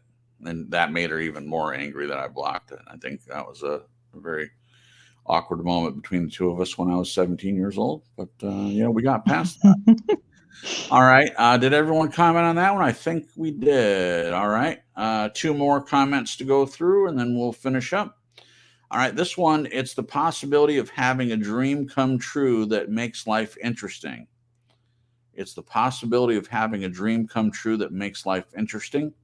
The listener says, after acknowledging what are my talents and accepting what are not, I want to have a vision, a dream goal, knowing that makes life more interesting. Not working at these things keeps me depressed and dwelling on negative thoughts, moving onward with positive thoughts and affirmations. Marisa, we'll start with you on this if you don't mind commenting on either the quote or his comment or both. Read that again, please. Sure. It's the possibility of having a dream come true that makes life interesting. That's the quote. And then the listener comments, after acknowledging what are my talents and accepting what are not, I want to have a vision, a dream goal, knowing that it makes life more interesting. Not working at these things keeps me depressed and dwelling on negative thoughts, moving onward with positive thoughts and affirmations. I think we find a lot of difficulty, especially when we're younger, especially younger adults, that we think that we need to reach this goal by this point in our life, Right. Whether it's that perfect job or you're Right. closing on a house, or Right. fill in the blank of the typical milestones that we're told that everybody should, everybody's life should go that way. You Right. gotta allow yourself to be you. You've got to allow that, well, maybe your life isn't going to necessarily go like many other people. Wow. And that's okay Yeah. if it doesn't. That's okay. Give yourself permission to be who God made you to be. Wow. You know what Marisa. you're good at. You know what you enjoy. Deep down, yes, you do. People who say, I don't know. Yeah, I think you do. You know what it's like to enjoy to do something. That's somewhere to start. Yeah. So, Marisa, did you have our apartment bugged? You were listening to conversations we had over the weekend? I think you bugged our apartment. You heard No, Jen and I sir. talking No, about sir. this And very if thing. I did, would I tell you? No. Probably not. But give That's awesome. yourself permission to make mistakes. Give yourself permission to be imperfect. Give yourself permission to not be either bogged down or blown up with your ego by what Right. other people say. Beautiful. And Marisa, just live your best life, God knows if you're actually putting an effort in. God knows if Yeah. you're phoning it in. God knows if you don't care and say, F you, I'm going to do what I want, no matter Right. how dangerous, how destructive, etc. It all Yeah. starts with you. And it's not that we are trying to reach a particular destination that's going to make or break us in this Wow. life. This Yeah. whole life is our journey. Right. There is no house or marriage or child or job that's going to make your life complete and go, oh, okay, I'm done. Now what? like Right. you've topped off and when you beat a Right. video game, no, this whole life is the journey, and the destination, for those of us who believe that way, the destination comes when we leave this mortal body. Right. That's why we do the best we can here in this life, in this body right now. Agreed. Thank And you, no, I don't Marisa. have your apartment button. Okay. Well, Jen, do you want to follow up on what Marisa said? I loved what she said. Right. Oh man. I think it's the remnants of that very thing that I think can be depressing, is the norms of society that are put on us. Yeah. These goals, and feeling like, oh my gosh, I'm going to be 42 this year, and I don't have any of these things, that society pushes that you're supposed to have at like 25, 30. Yeah. And I was a little triggered by this quote. Okay. It's the possibility of having a dream come true that makes life interesting. I feel like I have lived in a dream state my whole life, with my own like creative goals. Yeah. And it's kind of hellish. How to explain? Imagine. I spent a long time of my life, especially with my ex, during that marriage, 14 years of, one day I'll do this and one day I'll do that. And even talking to people sometimes about, oh, I want to write a book about this or a children's book about that, or do this or do that. Right. And there was hope there, and there was many dreams, but it was like never coming to fruition. And that ties into me waiting for some like gust of wind to take me there. And it wasn't happening, on top of the fact that I was married to a workaholic, and sort of what I felt was enslaved to pour into his dream, and didn't feel like I could make time for my own. So that's why this quote triggers me a little bit, but I get what it's saying. You know what I mean? I think dreaming is important. I think walking it out is important as well. And trying to attain it, being stuck in dream mode. I've been there, and it's great for a while, but if you get stuck there, you're like, this is torture. It's because I feel like a lot of my goals, they're still stuck in my head. It's like, how do I pull them out of my head and make it a reality? Well, that's up to me. But I was waiting for, it's almost like I was waiting for somebody else to do it for me, which is kind of embarrassing to say out loud on a radio show. But, and I don't mean that. I mean, obviously I'm not saying, someone's going to draw things or paint things for me or whatever. I know, but just someone, it's almost like I was waiting for someone to come and like light a fire under my ass, or, sit over my shoulder and be like, do it. And I'm like, okay. Like I always thought if I write, I'd have to get a publisher that was just going to be up my butt and around the corner, to make me do it. Marisa's lighting the fire under your butt. Oh man. Did she put it in the chat? Fire flame. No. She put it on the video. She was lighting her lighter. Thanks, Marisa. I love it. Yeah. I need to put a flame under my own butt. Okay. That's so it. That's what we're saying. Yep. That's what the bottom line seems to be of this particular write-up. That is exactly what's being said. Yes. Under your own butt. Yeah. Yeah. We're not. Where's my lighter? We're not too dim, Marisa. We're not too dim. I need to buy a flamethrower. Yeah. And then with what the listener said, I really like that they're being very introspective and kind of digging in. I really appreciate it because it's helping me. Like I said last week. This particular listener, to me, seems very introspective. Yeah. Yeah, and that's good. I feel camaraderie with them. Right. Yeah, it negative thoughts, in our minds, the things that we say to ourselves. It's so interesting to me how sometimes we pay little attention to what we're saying to ourselves in our thought life.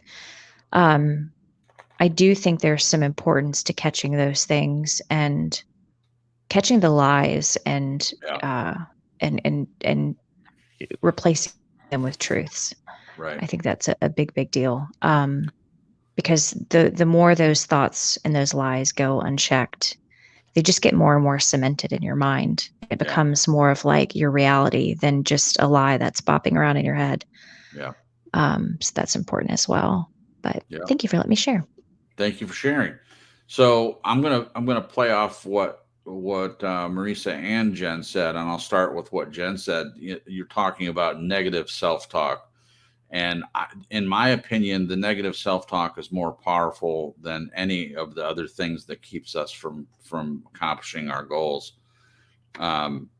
Even more than perfectionism. I mean, perfectionism, in my opinion, is not a good thing. It's not a positive thing because it can't be attained. But if you're having the negative, and I appreciate what you shared, Jen, if you're having a negative self-talk, you're taking yourself out of the game before it even starts. There's several of these things that were mentioned during the broadcast, and I see them as blocks. Each way, well, that's a block. Well, perfectionism, that's a block. Negative self-talk is a block. And I like what you said, Jen, about, you had a little issue with the comment, triggered by the comment, this idea of having a dream.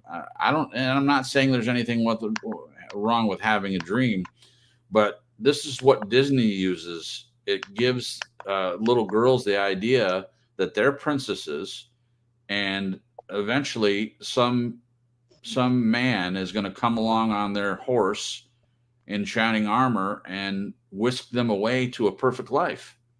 And it just isn't true.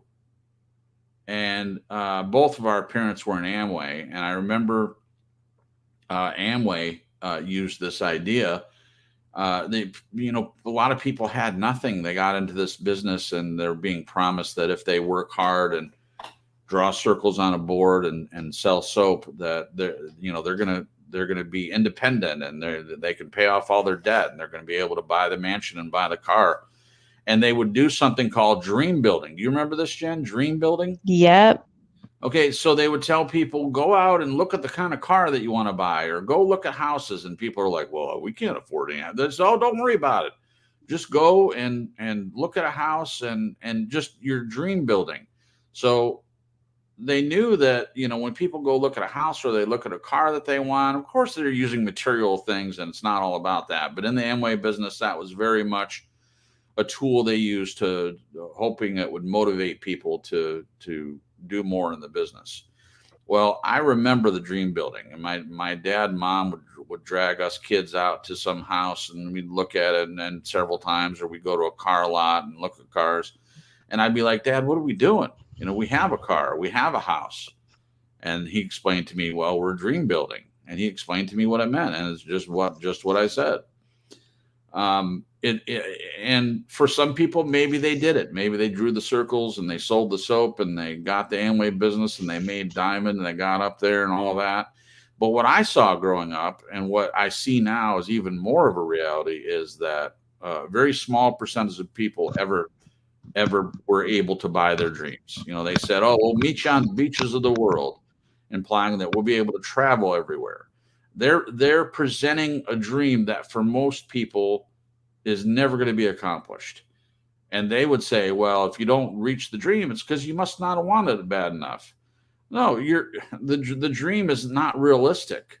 I'm not saying it's unrealistic that you're going to be able to buy a house or a car. It's just that some of the things there just are things in life that we're not able to do.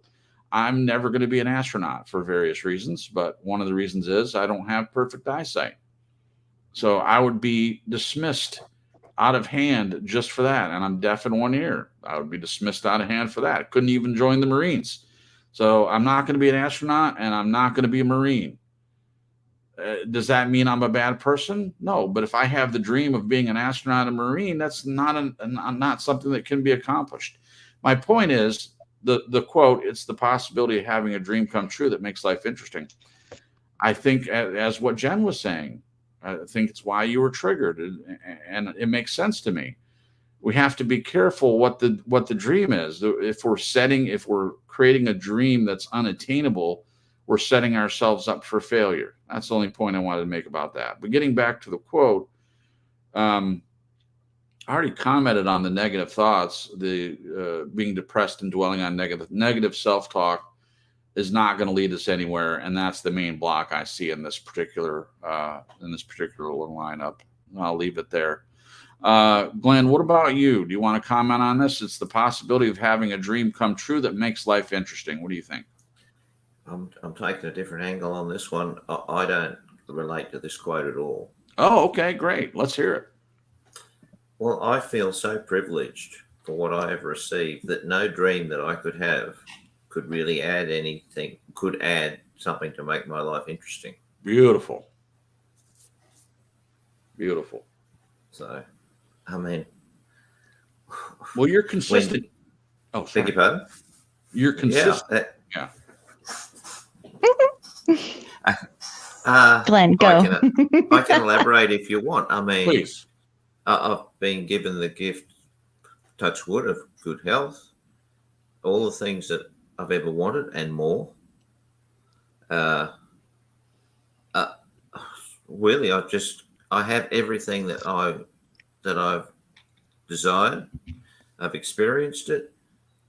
Well, what is a dream going to do for me? I mean, now I'm at the place where I just am grateful for anything that comes along. I know it's going to get tough. Right. I know it's not all going to be good, but just today is interesting. Yeah. And even sitting at home doing TSL is interesting. Sure. Yeah. So Sure. I'm not looking to have the dream. I don't need it, to be honest. Love it. So thank you.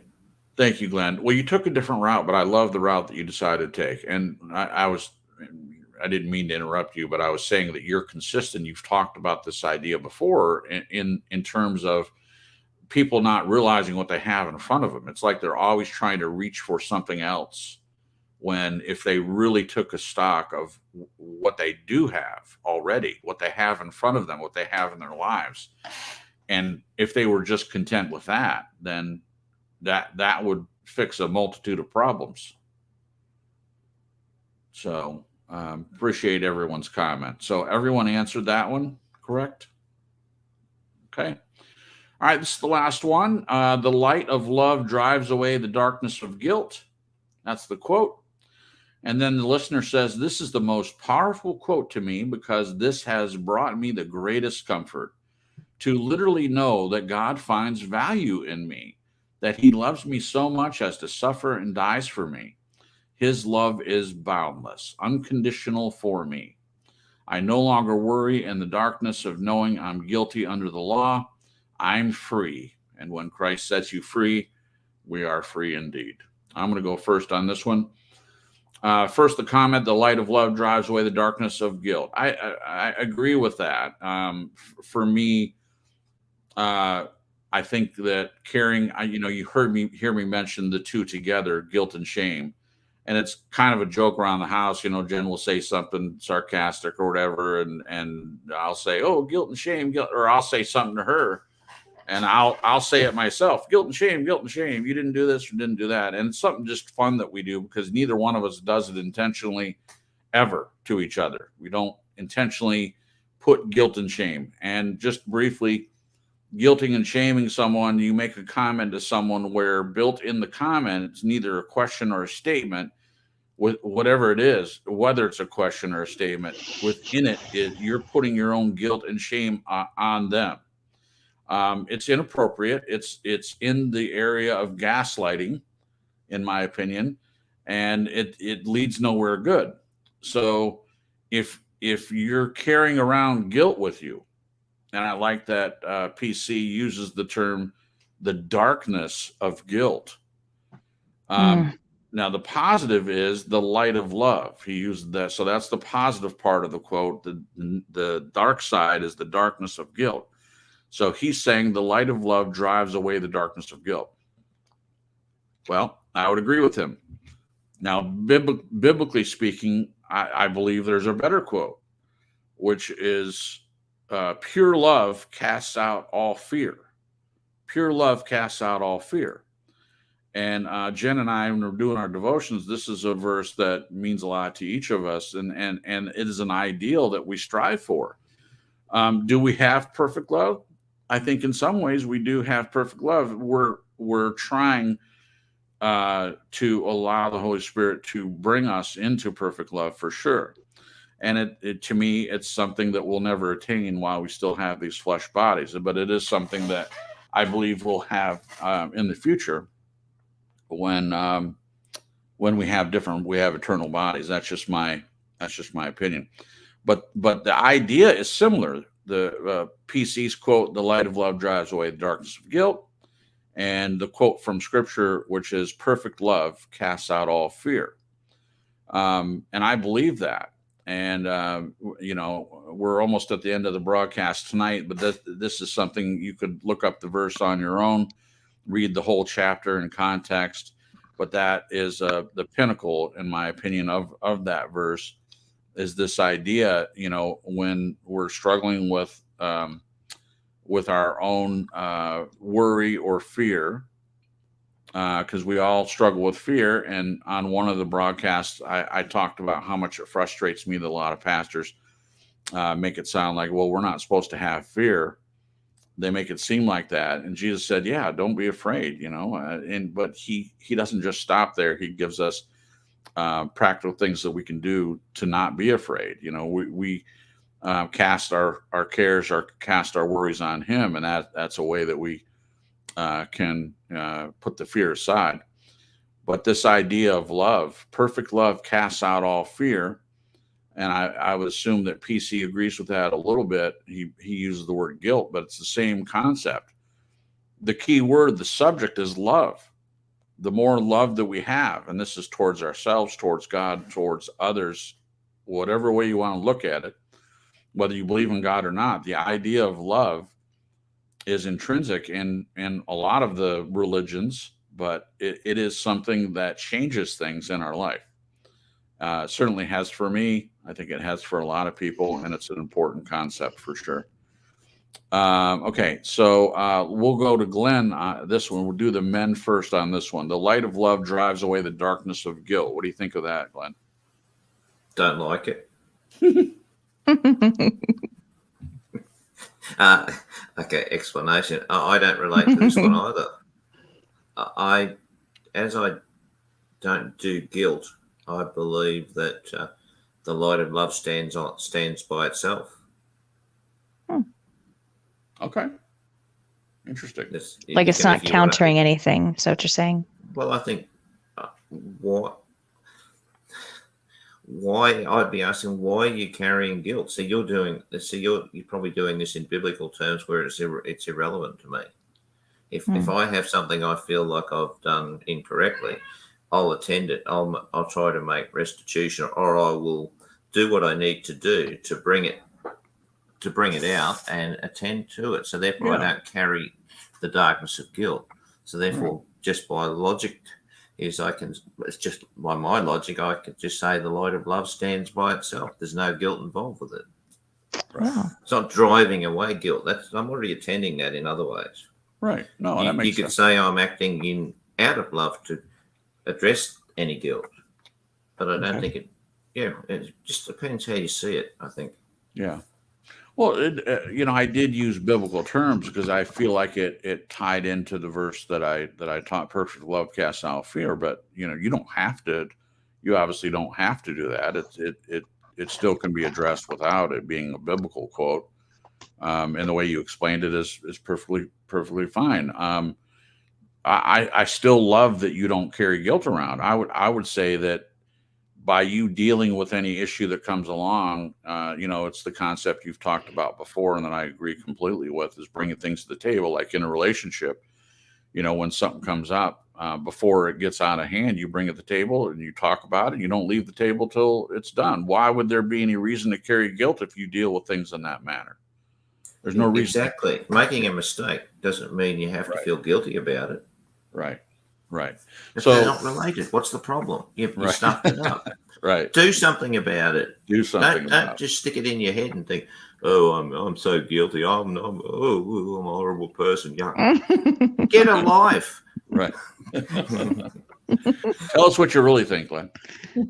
I sort of told you 5%. I know. I can elaborate if you want. No, We've got no. another half an hour. It was a joke. It was a joke. I know. Thank you, Glenn. I appreciate that. Jen, what do you think? The light of love drives away the darkness of guilt. Do you like what PC said? I do. I do. Okay. And I can relate to it. Still, my brain's still munching on Glenn's comments. I just like how he has a different perspective. Sure. I put this in the comments, but I've had major, major guilt for what I'd see as wasted time. Okay. I feel like, I've shared with you a couple of times, Jason, like when the pandemic hit, we had all this free time, and even after I moved here, we had just all this free time, and I get on my own ass and I think I could have been doing this and I could have been doing that and I didn't, and I could have been doing this. I get on this freaking hamster wheel and just beat the living crap out of myself. Yeah. And sometimes, well, right now I'm thinking maybe this whole time I've been doing what God has called me to do. Right. And I just haven't been noticing it. Wow. That's deep, babe. So I'm just munching on that as well.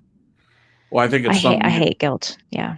Ugh. Yeah, you can continue to munch on it. This last one I think is a big one. I mean, the ideal that you're talking about, that's a huge thought. It really is. For the listener, they thought it was a powerful quote, and he or she used biblical terms as well. And I'm sure that you would agree with what the listener said, talking about God's love for us. I mean, you're not even talking about that. Just the quote itself, the idea of the light of love drives away the darkness of guilt. And you related it to feeling guilty about lost time. You said major guilt for what I see as wasted time, not using my talents, but maybe I've been doing what God has called me to do this whole time. I just haven't been seeing it that way. We're not going to figure that out with the time that we have left, obviously, but it is something I'm glad that you're thinking about it, because there's a lot there to think about. Yeah. If this whole time you've been beating yourself up about not using your talents, and then you realize that you're right where you need to be, that is huge. That has the potential of setting you free. Yeah. I beat myself up that I'm not more concerned about wasted time. I don't feel like any of my time's wasted. I like playing games on my computer, but while I'm playing the game, I'm listening to something that moves me or uplifts me in some way. In most cases, to me, that's not wasted time. When I spend time with you, none of that's wasted. When I go to my niece's graduation, all that time is valuable. If I'm spending time with a friend, all that time is valuable. I don't think if you're living a purposeful life, if you're paying into your relationships, your relationship with God, your relationships with friends and others, especially in your marriage, none of it's wasted time, in my opinion. Yeah. But I get what you're saying, Jen. I'm not going against what you're saying. The point is, I think with all of this, if you're not happy where you are, then we have the power to do something to change it. And I agree with that. And I think you agree with that too. I would, me observing you in your life, I don't think you're wasting anything. I see you as a driven person, even if you don't yourself. I made the point to you the other day, what drives you to get up every morning and go to work? I mean, because what I saw in my first marriage was someone that knew that she had anxiety and depression, but yet she did nothing about it. She just wallowed in it day after day after day while I went to work. And it's not about me. I'm just saying that the way that she attacked her issues was to do nothing. And you are not like that at all. You attack things. You go after things. I get it. You have gifts and talents that, you're not doing as much as you can. I get that. And it's definitely something to be addressed. But I love that over this weekend, especially today, you're seeing yourself in a different light and looking at what you're actually doing and seeing value in that. I think we should all do that. That's the point, not just to point the finger at you, Jen. All of us should look at what we're doing and kind of what Glenn was saying. Look at what you have, look at what you're doing, and find value in that. We can all find value in what we're already doing. We don't have to set up some dream and chase it. We don't have to set some perfect ideal of what our life should be. And what Marisa said, I just forgot what I lost my train of thought. What Oh Marisa no, I hate said. that. It'll come back to me.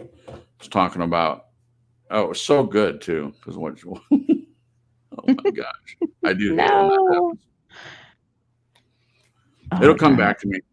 Yeah. We'll move on. Marisa, you're up on this one. The light of love drives away the darkness of guilt. That's the comment. The light of love, and God is love, I believe that. The power of love casts out all fear, certainly. I don't see love as, I disagree with Glenn, but that's okay. Yeah. I see love as very active and affecting everything around us.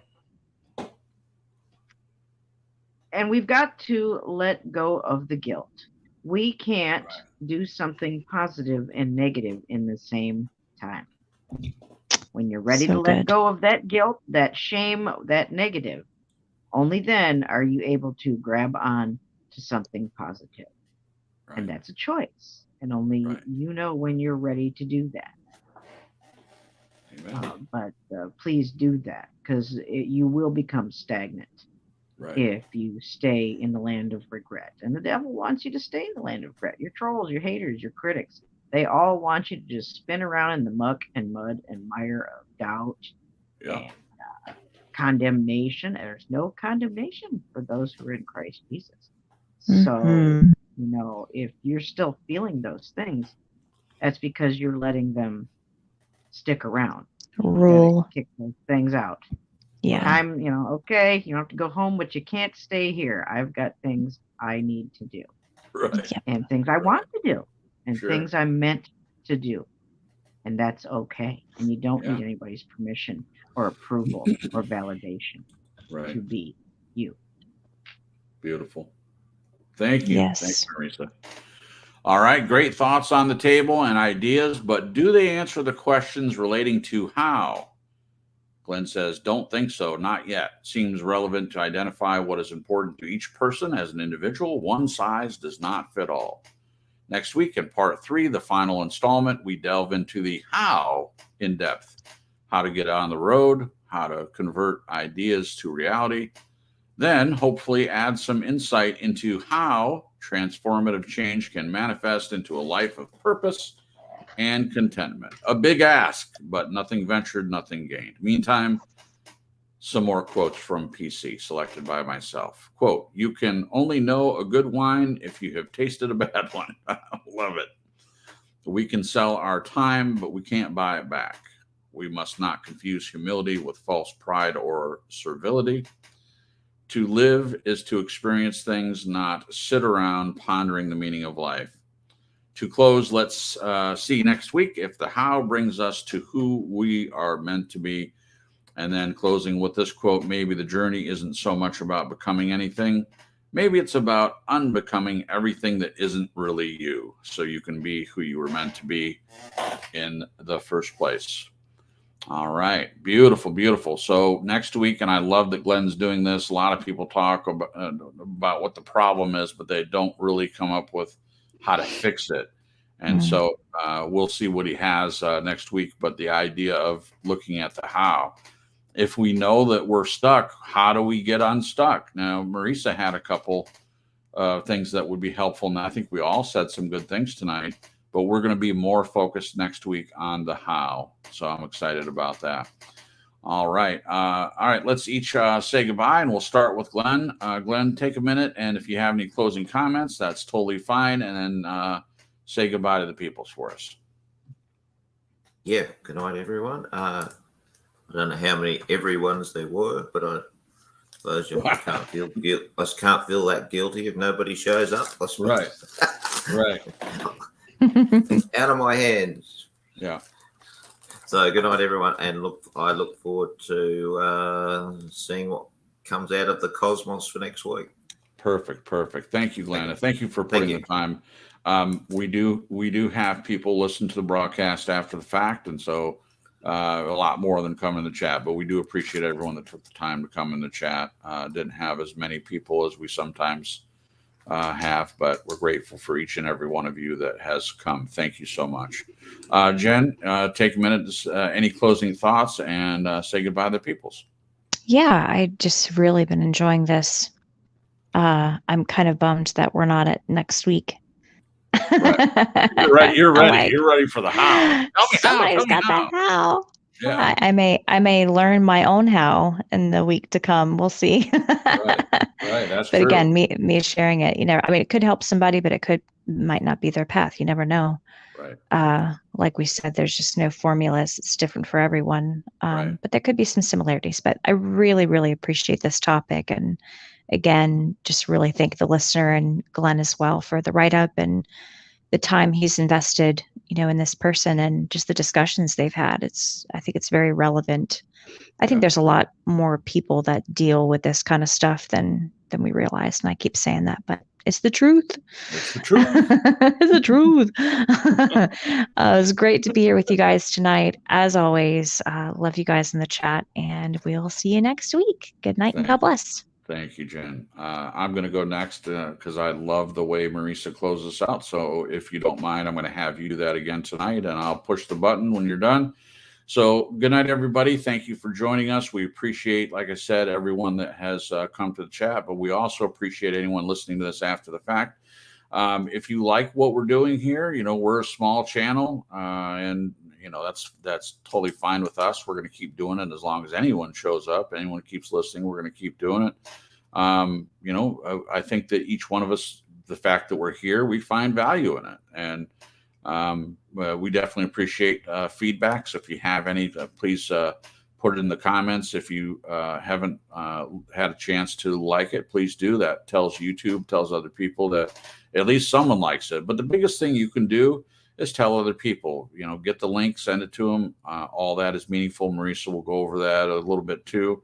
But thank you for taking time out of your Sunday night to spend some time with us. And so from me, good night and God bless. And we'll see you next Sunday. And I'll turn it over to Melissa or Marisa to close us out.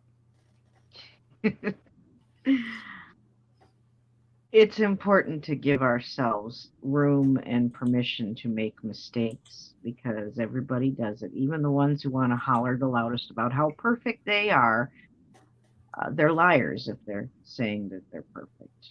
So don't take the words of liars to heart. Right.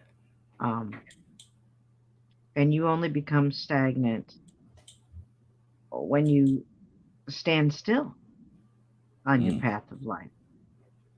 And like I said, just keep reaching for the good, positive things, and don't hang on to those negative things. You can't take it with you anyway, and it doesn't do you any good while you hang on to it. You already lived the experience. Now you learn from it and move on. Thank you, Glenn, for a wonderful write-up.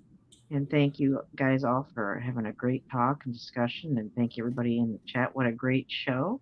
And I'm looking forward to part 3 of Arrested Development by our very own Glenn. Thank you all. Remember to share this out on your social media and get the word out. And anybody who wants to have fun with their art, especially in a therapeutic fashion, because art is very therapeutic, you are more than welcome to stop by when I do my live streams. I don't have a set time, but usually Friday and Saturday nights around 10 p.m. Eastern Standard Time. But just ring my bell and you'll know when I'm live. And art is good therapy. So I would suggest that if you haven't tried it or if it's been a while, get your hands dirty, get in those art supplies. Thank you all. And you guys have a great week. And we'll see you next week here, Sunday at 8 p.m. Eastern Standard Time on True Story Live. God bless. Good night.